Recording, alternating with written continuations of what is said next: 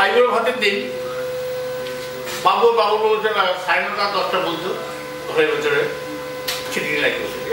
এত লোক এসছে এই তো সারা স্ট্যান্ডার্ড বাড়ি ছাড়া হ্যাঁ কি বলছি বলতো কি জন্য কি বলছে দেখি ক্যামেরাটা কিন্তু দেখতে সুন্দর মানে সাদা তো এটাই হাতের লাগিয়ে তো মজা লাগে দেখা কি দেখাবো দেখাচ্ছি তো রেকর্ডিং হচ্ছে তোমার